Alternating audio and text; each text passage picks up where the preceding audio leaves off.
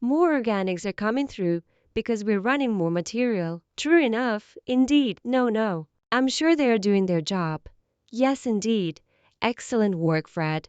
We performed all right. We were okay. Levi's gold mine was rapidly eroding. Gold was simply not appearing, and the machines were malfunctioning. But when Freddy Dodge and Juani Bar arrived to assist, you won't believe what transpired. Everything was altered by a single tactic, and production skyrocketed by 50 times. One of those dying dreams.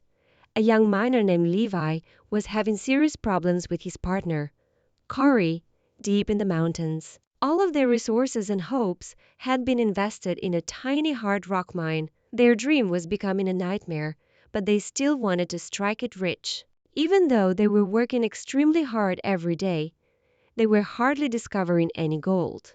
Their mining method was risky and slow, which was their issue. The boss will extract the gold from the rock. They had a small instrument that resembled a miniature jackhammer. A seismic sensor is shown here. Consequently, these seismic instruments are passive. It's non-intrusive then. Yes, indeed. Great. After planting these in the ground and waiting for 20 minutes, we can move on to the next one. Let me wait for 20 minutes before proceeding. Yes, indeed. At a time, it could only shatter small pieces of rock. They then had to drive all that rock to their cleaning machine down a steep and hazardous row. It was very dangerous and took ages. The fact that their gold catching machine was subpar only made matters worse. In the back end, it was losing money. They would find only a few small particles of gold dust after cleaning up after a long day of work. Even a scale weight was insufficient. They were on the verge of giving up permanently because they were losing money every day. They had reached the limit of their options. However, two Gold World legends, Juan and Freddy, then appeared. When they arrived at the mine, they saw the issues and devised a wild plan to fix everything. Thousands of dollars would be spent, but it was the only chance for Levi and Corey. Can their dream be saved by this crazy idea? I'm thinking, I really think we could put more through that hammer mill of 7 as I watch you guys feed it up there. That might be something you can get in an hour. True enough. Juan and Freddy's plan was more than a simple solution. The whole mine was completely transformed. They assured Levi and Corey that they could truly make money from their mine for roughly $7. And 4 ounces of gold at the end of the season. They had a 3-part plan. In order to extract the gold from the rock wall more quickly, they would first introduce a specialized electronic blasting apparatus. Levi could use small, safe blasts to break up large chunks of rock full of gold rather than chipping away for hours. They would also remove the hazardous road.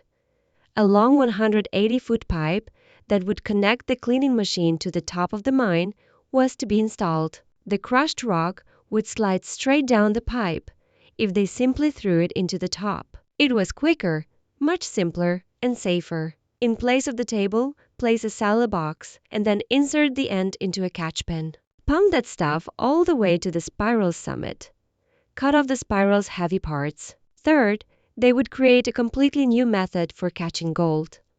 The ancient machine that was losing gold would be abolished. A specially made salad box would be placed in its place. Running water traps the heavy gold in a salad box. Freddy, however, had an additional tactic to capture even the smallest slivers of gold that the salad might overlook. They would install a concentrating spiral as a second machine, and the plan sounded fantastic. Although Levi and Corey knew it was their only chance, it was a huge bet. They accepted, but the rescue crew needed to locate the proper equipment to make it all work. Juan conducted a search for that unique spiral machine, an 80-year-old piece of machinery. Making the old machine function again would be a completely different battle than simply finding it. Washington State is where Juan found what he was looking for. An antiquated, concentrating spiral from the 1940s was involved. Back then, these machines were like magic. Heavy gold was separated from lighter sand and rocks using gravity and swirling water. Made of heavy cast iron, the machine was a true historical artifact. Juan was aware that it would hold the secret to obtaining all of Levi's gold, if they could get it to function appropriately. After purchasing it, He carried the old spiral back to the workshop. They immediately hit a major issue, though. The machine's main pipe was entirely blocked, and it was 80 years old. Years had caused the rubber liner inside the pipe to collapse and solidify. Freddy attempted to hammer it, but the obstruction remained in place. This pipe is stuffed full of stuff. I've been hammering at it without success. Here, we will perform a throat check and a colonoscopy and attempt to get on it. There was not much time left. They needed the mine to start up. Then Freddy made a decision that resembled an experiment by a mad scientist. He seized a massive blowtorch. The torch could reach 5,700 Ref. He knew. His idea was to literally burn the old, collapsed rubber out of the pipe with that intense heat. It was a bold move, but it paid off. The old rubber burned away and melted, sending flames shooting out of the pipe. When the smoke and fire had subsided, the pipe was at last opened. The 80-year-old monster was alive again thanks to them. The device was now fixed. They constructed the new system. At Levi's mine, everything was at last in its proper place. It was now time for the truth. The moment had come for them to switch everything on. Would this prove to be a revolutionary triumph or a costly, spectacular failure? The 50-time paycheck. Finally, the moment had arrived. The new system was switched on by the crew. Immediately, the crushed rock began to flow smoothly down the new pipe. Water began pouring through the cellar box as it straight fed into their new gold catching machine. Everything was going perfectly. The true test was to see if they continued to lose gold, to see what was coming out of the system. Freddy took a gold pan and proceeded to the very end. Taking a handful of the remaining sand, he began panning it. Glancing around, he swirled the water. He repeatedly performed it. Not a single speck of gold was visible to him. This was the ideal sign. Their new spiral and sala system was effective and catching everything. According to this, it was now time for the cleanup, which was the best part. The machine was shut down, and all of the gold that had become lodged in the sala was removed. Previously, they would find nearly nothing with their old machine. A genuine gold pile was visible to them this time. Although the pile wasn't very large, it was far larger than anything they had ever seen. They weighed the gold by placing it on a scale. It weighed 7 ounces in the end. Although it may not seem like much, Freddy calculated it. This was 50 times more gold than they were receiving with their previous system. He informed Levi. For the quantity of rock they ran, 50 times. He assured them that this new arrangement would enable them to easily meet their weekly target of discovering 3 ounces of gold. They were too ecstatic to talk, Levi and Corey. Their dream was still alive. Actually, it was only beginning. This rescue effort wasn't merely a solution. The jackpot was enormous. Levi won a huge jackpot that was 50 times larger. Even greater success stories and some heartbreaking tragedies can be found in the world of gold mining TV shows. Prior to you guys running 150 pounds, there was a significant difference, possibly not even that. We probably ran 500 pounds. In all honesty, I believe we can increase that a bit more after seeing it run. I also think so. Any discussion about significant discoveries must include Parker Schnabel.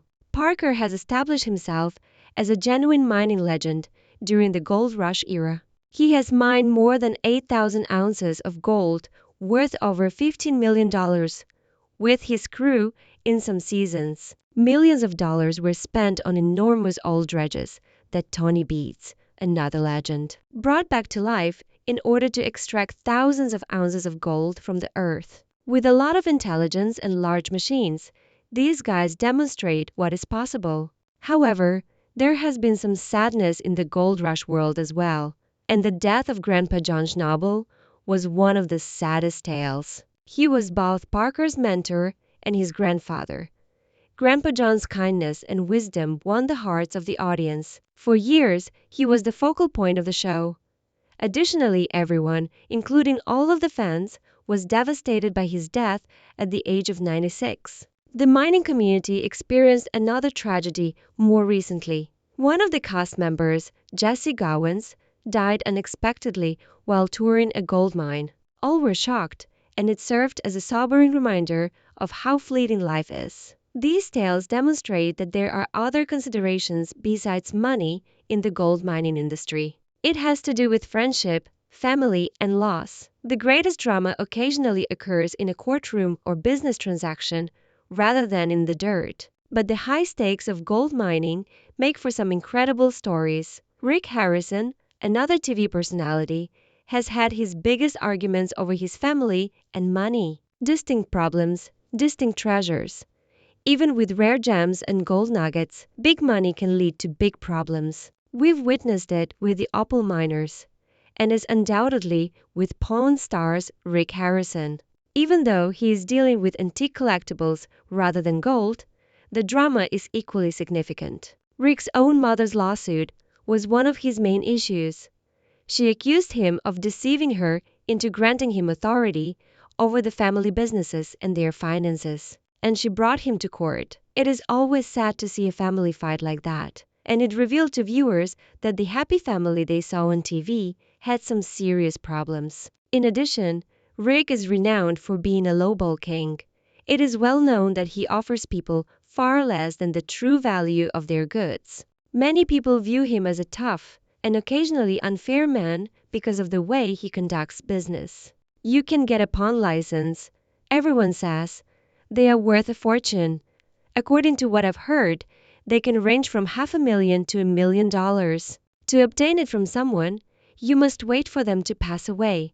Nevertheless, that is incorrect. There are various types of treasure hunting. On the outback, opal hunters show in Australia. Miners search for crystal opals. Gold may not be as valuable as these gems. We have witnessed teams like Cole's discover pockets of over $80,000 worth of crystal opal. In the past, some crystal opals, such as the well-known Virgin Rainbow, have been discovered that are valued at more than $1 million. Whatever the price, $1 million opal, a pile of gold, or a rare comic book in Rick Harrison's store, the game is always about taking a chance in order to win. However, the gold that Levi and Corey discovered wasn't the only prize. Levi and Corey were completely convinced by the new machines and Freddy and Juan's ingenious plan. They could now finally profit from their claim thanks to the 50-fold increase in gold prices. Their dream had been saved. However, the money alone wasn't the true prize. Hope was involved. The young miners were completely exhausted and prepared to give up when Freddy and Juan showed up. They experienced a sense of failure. Beyond simply repairing their machines, the rescue mission did more. Their mood was lifted.